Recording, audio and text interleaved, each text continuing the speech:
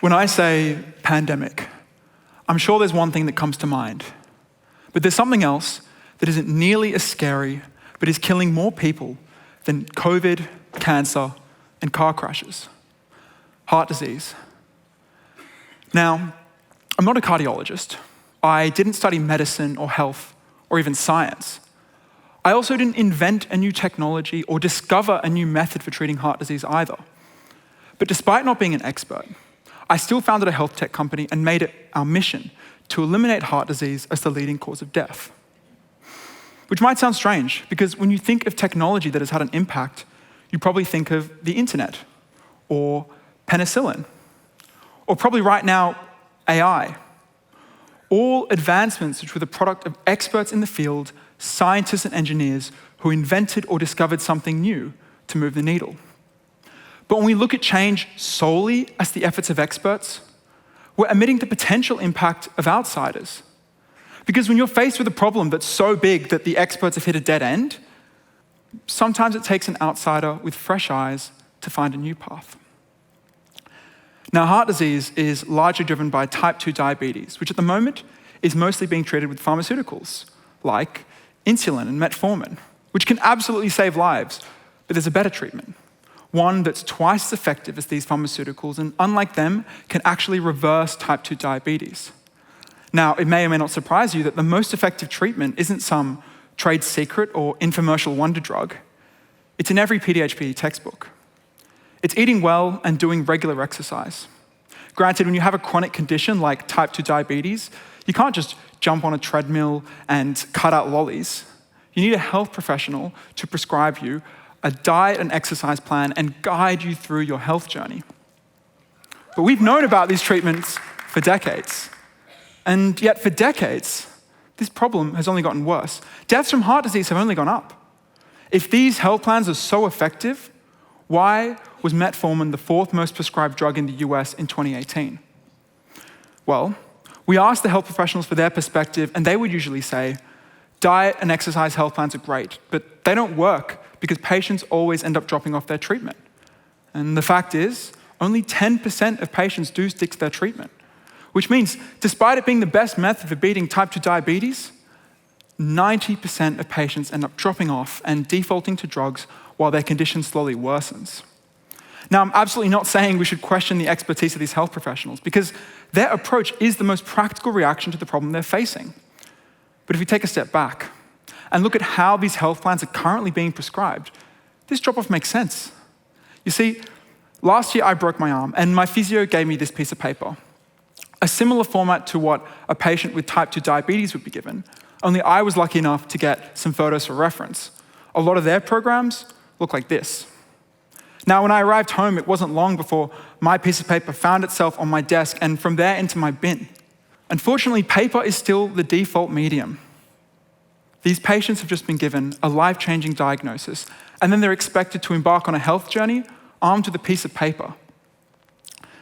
Like I said, I'm not a doctor. My background is in UX, or user experience design.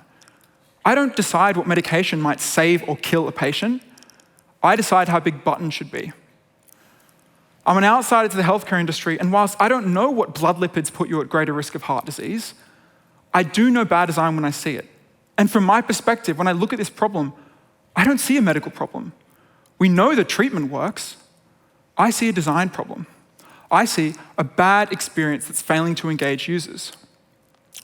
So if we take that original perspective, health plans are the most effective treatment, but they don't work because patients always end up dropping off, the path to solving the problem is limited, usually to prescribing drugs because at least that does something.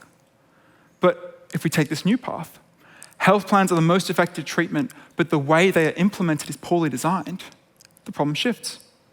We go from how do we make more people stick to these health plans to how can we build better health plans that are easier to stick to. So we took this path and we researched what people need to make progress. And we found that the programs need to be more engaging, and the patients need to feel more accountable to and supported by their clinician. And it certainly doesn't take a UX designer to realize that a piece of paper isn't all that engaging or supportive. We took the same habit-forming game design principles that make you pick up your phone and doom scroll for hours on end, but rather than using them to incentivize inertia, as so many apps do. Instead, our app uses these dopamine hits, these streaks and rewards, to incentivize exercise and a healthy lifestyle. More than just closing rings, we gamified progression to make these health plans more fun and give patients more autonomy.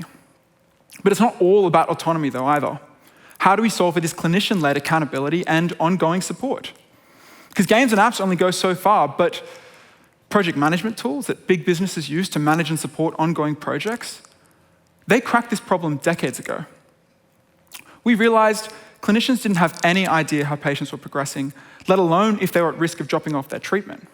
So we used these tracking and support concepts to give clinicians detailed insights on patient progress and built an automated flagging system that can detect patient drop-off before it happens, so clinicians can intervene and patients finally stop slipping through the cracks.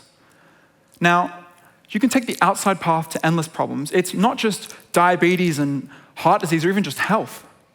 As an outsider to any industry, you're not carrying the same bias. Your unique perspective gives you an insight nobody else has. And your path to solving a problem might not be an app, and it certainly doesn't need to be one to begin with, because you don't need expertise or outside investment to start making a change. Once we thought we had a path worth following, we spoke to clinicians and patients, then cobbled together a simple prototype out of forms and online spreadsheets. And then we asked patients and clinicians to try out our program and tested to see if it would make a difference. And despite how slow and manual it was, it did. People enjoyed it and everyone improved their health. We managed to improve weekly steps by 50%, diet by 10%, but most importantly, not a single person dropped off their treatment. We showed the government what we'd done, and then they gave us a grant, so that a year later, we could take that simple prototype and turn it into a mobile and web platform used in 2 countries, 3 cities, and counting. When you're solving big problems, you don't always need to be an expert. You don't need to reinvent the wheel. Sometimes all it takes is finding a new path. Thank you.